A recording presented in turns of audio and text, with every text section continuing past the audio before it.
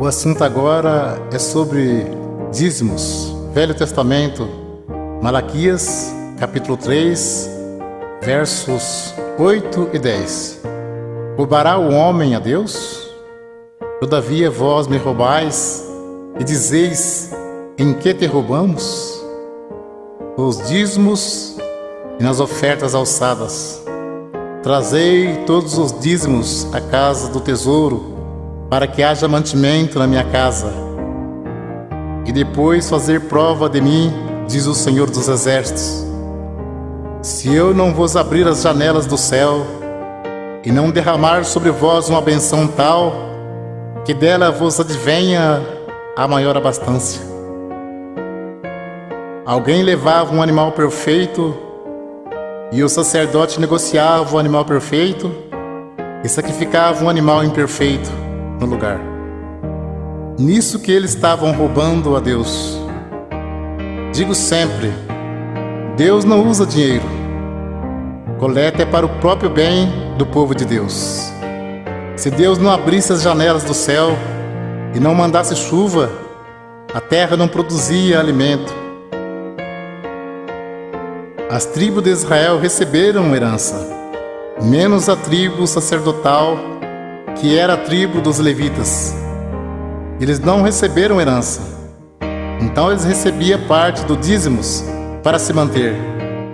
Por isso que dizia, trazer os dízimos para que haja mantimento na casa do tesouro.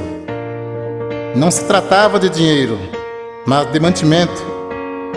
Não há mais casa do tesouro. Jesus disse, minha casa é chamada por todas as nações casa de oração. Evangelho segundo Mateus, capítulo 10, versos 5 ao 10. Jesus enviou esses 12, ele ordenou dizendo, não ireis pelo caminho das gentes, nem entreis em cidade de samaritanos, mas ide diante as ovelhas perdidas da casa de Israel. E indo pregai, dizendo, é chegado o reino dos céus. Curai os enfermos, limpai os leprosos, ressuscitai os mortos, expulsai os demônios, de graça recebestes, de graça dai. Não possuai ouro, nem prata, nem cobre em vossos cintos, porque digno é o operário do seu salário.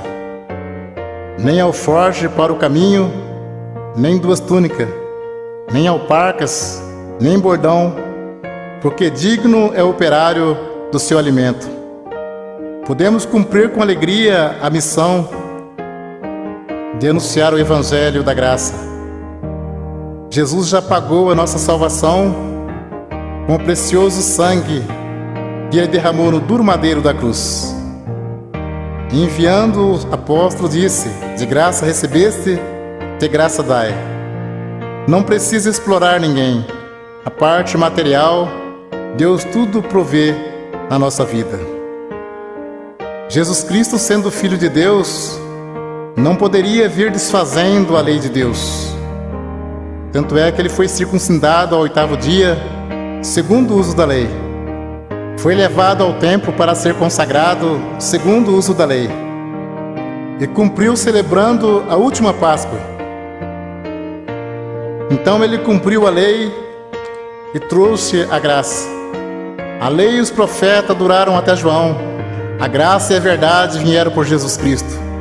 Hebreus capítulo 7, verso 9, 18 e 19. E para assim dizer, por meio de Abraão até Levi, que recebe dízimos, pagou dízimos, porque o precedente mandamento é abrogado por causa da sua fraqueza e inutilidade. Pois a lei nenhuma coisa aperfeiçoou, e desta sorte é introduzida uma melhor esperança, pelo qual chegamos a Deus. Hebreus capítulo 7, versos 12, 13 e 14. Porque mudando-se o sacerdócio, necessariamente se faz também mudança da lei. Porque aquele de quem essas coisas se dizem pertence a outra tribo, da qual ninguém serviu ao altar, visto ser manifesto que nosso Senhor procedeu de Judá, e concernente a esta tribo, nunca Moisés falou de sacerdócio, porque dele assim se testifica: tu és sacerdote eterno, segundo a ordem de Melquisedeque. Jesus procedeu da tribo de Judá e não da tribo de Levi, que era a tribo dos sacerdotes. Então, se muitos espertalhões pregam que tem que pagar dízimo hoje, por que eles não se preocupam em cumprir mais algum mandamento da lei? Porque o assunto deles é só dinheiro. Procura enganar, sendo que dízimos era para que houvesse mantimento na casa do tesouro. Muitos querem tirar proveito para ganhar dinheiro, dizendo: digno é o obreiro do seu salário. Mas isto é mesmo que dizer: digno é o obreiro do seu alimento. O apóstolo Paulo disse em Atos capítulo 20, versos 33 ao 36: de ninguém cobicei a prata, nem o ouro, nem o vestido. Vós mesmos sabeis que para o que me era necessário a mim e aos que estão comigo, essas mãos me serviram. Tenho-vos mostrado em tudo que, trabalhando assim, é necessário auxiliar os enfermos e recordar as palavras do Senhor Jesus, que disse: mais bem-aventurado coisa é dar do que receber. E havendo dito isto, pôs-se de joelhos e orou com todos eles. Mas o assunto viver do Evangelho era alimento, e não receber dízimos. Para você entender mais fácil, os apóstolos poderiam viajar em missão e ficar na casa de alguém não crente e ali se alimentar por alguns dias. E como Deus estava chamando também pessoas pobres, em vez dos apóstolos pedir dinheiro aos novos convertidos, eles os ajudavam. Vamos ler aos Romanos capítulo 15, versos 26 e 27. Porque pareceu bem a Macedônia e a Caia fazerem uma coleta para os pobres dentre os santos que estão em Jerusalém. Isso lhe pareceu bem, como devedores que são para com eles, porque se os gentios foram participantes dos bens espirituais, devem também ministrar os temporais. Confira esse assunto com atenção. Paulo disse em 1 Coríntios, capítulo 9, verso 12 ao 14 e 15 ao 18. Se outros participam deste poder sobre vós, por que não mais justamente nós? Mas nós não usamos desse direito, antes suportamos tudo para não pormos impedimento algum ao Evangelho de Cristo.